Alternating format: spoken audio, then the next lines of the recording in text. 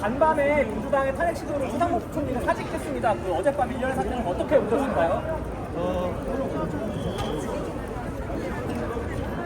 최상목 총리와 이재명의 범죄와는 아무런 관계가 없습니다. 그리고 최상목 부총리와 대법원의 판결하고도 아무런 관계가 없습니다.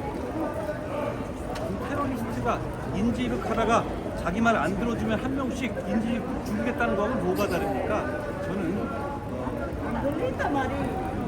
민주당은 이 정도면 위헌정당이라고 생각합니다. 그리고 이런 입장을 어제 본 이상은 저는 이재명 대표가 대통령이 되는 것을 반드시 막아야 되겠다는 결의를 다시 한번 가집니다. 이재명 대표는 대통령이 되면 자기 유죄 판결을 막기 위해서 계엄을 할 겁니다. 그 방법밖에 없거든요.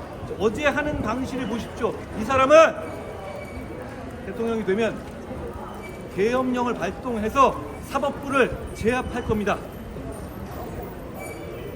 그 과정에서 나라 망하고 국민들의 삶이 무너질 겁니다. 그리고 우리의 역사가 무너질 겁니다. 제가 반드시 막겠습니다.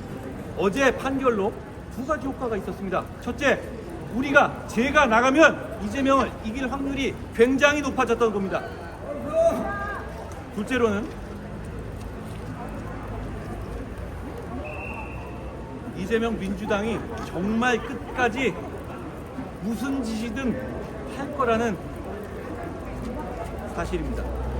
그리고 그 결과 이재명 민주당이 집권하게 되면 계엄 등을 동원해서 나라를 정말 망칠 거라는 가능성이 커진 겁니다.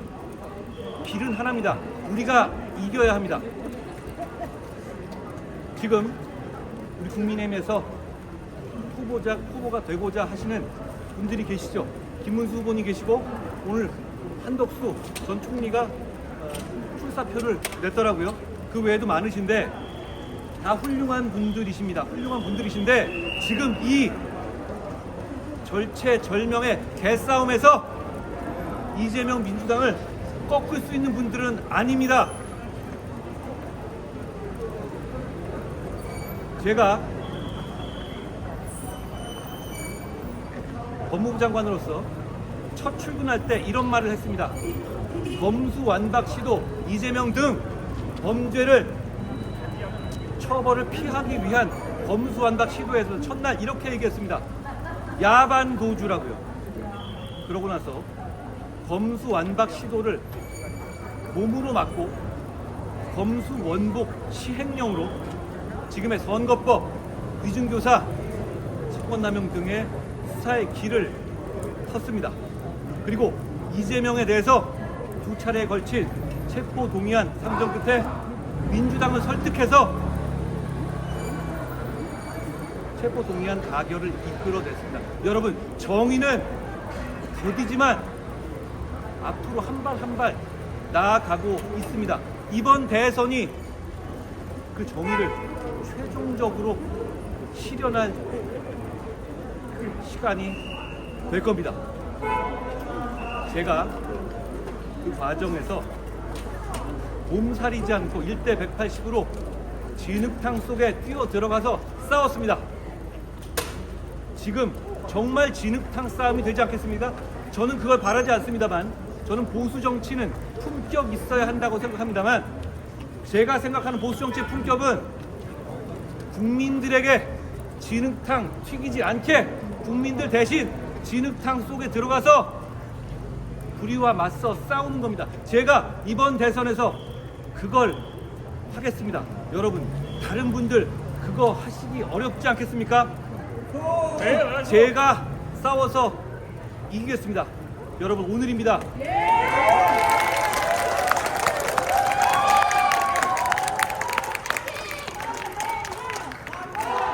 여러분들께서 저를 다 좋아만 하시겠습니까? 제가 계엄과 탄핵의 과정에서 고심 끝에 선택한 것을 다 찬성하시겠습니까? 그렇진 않으실 겁니다.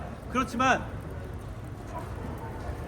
우리가 지금 이 시점에 저 위험한 세력으로부터 이 나라를 지키는 카드는 저 하나라는 것에는 동의하지 않으십니까? 저는 이렇게 말할 겁니다.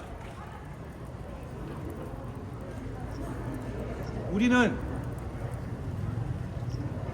여당 대표였던 제가 앞장서서 계엄을 막았고 고통스럽지만 탄핵을 통과시켰습니다. 그리고 그 헌법재판소의 결정에 우리 모두 품격 있게 승복했습니다. 그래서 이 계엄의 바다를 단 4개월 만에 건너고 있습니다. 그 건너의 마지막은 계엄을 저지했던 제가 여러분의 대통령 후보가 되는 것일 겁니다. 그런데 저 이재명 민주당은 범죄 혐의에 대한 대법원 판결을 부정하고 거기에 승복하지 않고 있습니다. 저는 이렇게 말씀드리겠습니다. 지금 시대 정신은 윤석열 대통령과 이재명 후보 모두 과거로 퇴장하는 것입니다. 우리는 고통스럽지만 그걸 용인했고 그걸 수용하고 있습니다. 그런데 이재명 후보는 대법원이 유죄 취지의 판결을 하자 사법 시스템을 부정하고 법원을 들어 엎으라고 선동하고 있습니다. 더불어민주당은 지난 윤석열 대통령에 대한 구속영장 청구 당시에 서부지법 난입 사태에 대해서 정말로 비난하고 정말 가혹한 비판을 했습니다. 지금 더불어민주당과 지지자들이 대법원으로 달려가고 있습니다. 이게 더 나쁩니다. 이게 더 나쁩니다. 이게 진짜 내란입니다. 이번 선거는 대한민국을 지키는 그리고 대한민국의 미래를 지키는 전쟁이 될 겁니다. 저는 전쟁 같은 선거에서 여러분을 위해서 반드시 이기겠습니다. 여러분, 제가 그럴 수 있는 사람이라는 걸 아시지 않습니까?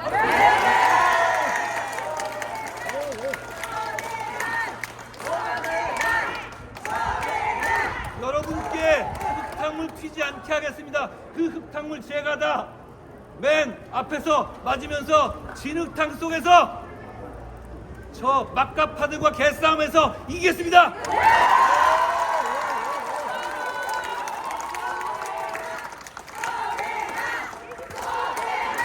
여러분, 오늘입니다.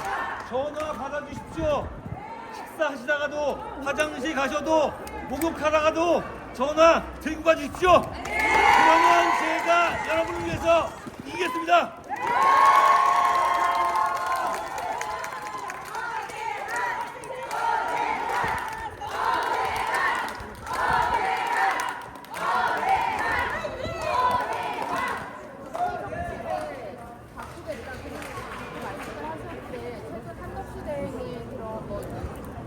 단일화를 요구하는 그런 국민의힘 의원들과는 앞으로 대선 후보가 되시면 관계를 어떻게 가져가실 생각이신가요? 이번 선거는 국민이 하는 것이고 당원들이 하는 것이고 지지자들이 하는 겁니다. 그 뜻에 따를 겁니다.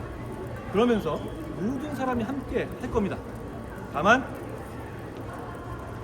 우리 당은 대통령 후보가 선출되면 그 후보 중심으로 이기는 길로 갈 겁니다.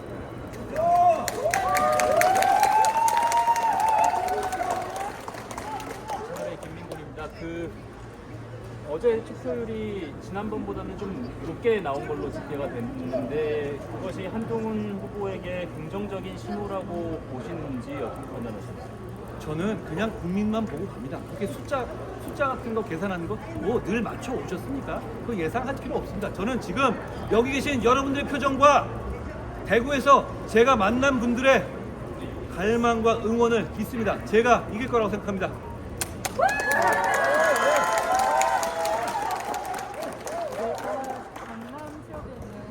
경남 군인일보 김서 기자라고 합니다. 안녕하세요. 여기 이제 마산에 오셨는데 이제 아직 후보는 않으셨지만 만약에 이제 그 경남이나 마산을 위한 어떤 공약이나 이런 걸 좀 생각하시는 게 있다면 마산의 경제 상황이 대단히 안 좋은 것으로 제가 알고 있습니다. 그리고 얼마 전에 롯데백화점 또 철수하면서 우리 마산 시민들께서 마음의 상처 많이 받으신 걸로 알고 있습니다. 저는 저 여기서 분명히 약속드립니다. 제가 대통령이 되면 마산의 경제, 마산의 경기 그냥 보통 이렇게 하죠. 마산의 경기를 살리겠다. 아닙니다. 저는 저 롯데백화점 자리에 마산 시민들이 다시 자긍심을 가지고 다시 기운을 받을 만한 업체를 반드시 유치하고 끝까지 챙길 것이라는 약속을 드립니다.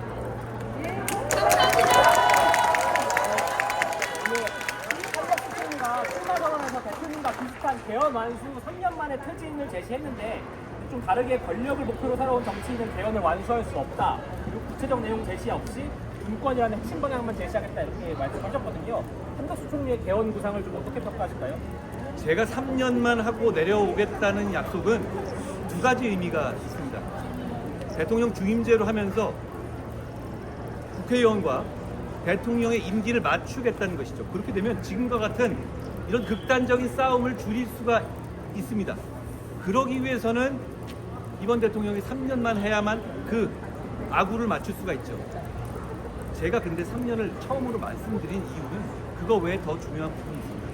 저는 전쟁 같은 선거를 해서 민주당 이재명 후보를 이길 겁니다.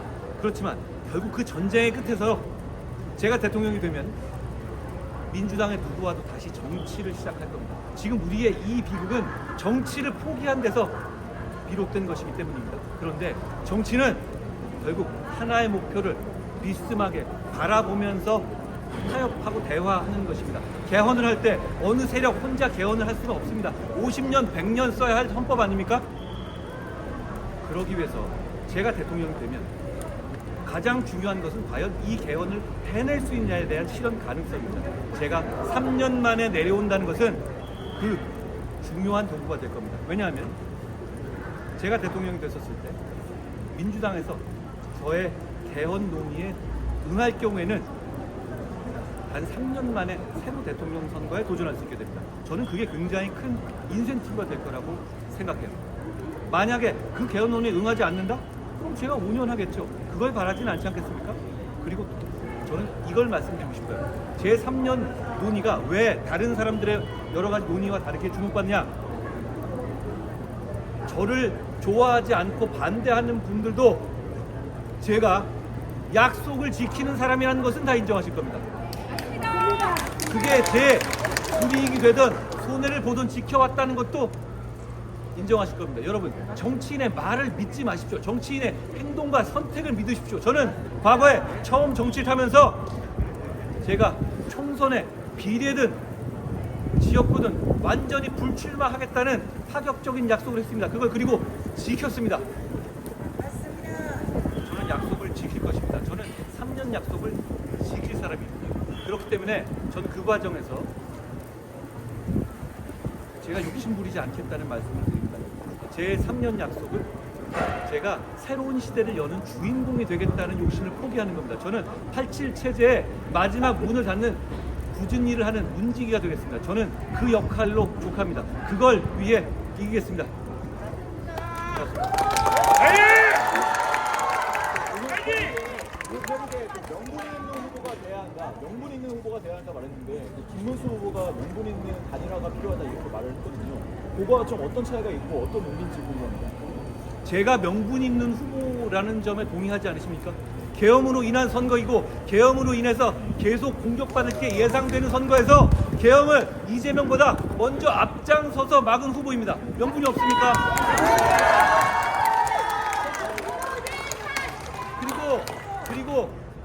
그리고 시대 교체와 세대 교체가 시대 정신이 이 시점에 50대 초반인 제가 명분이 없습니까?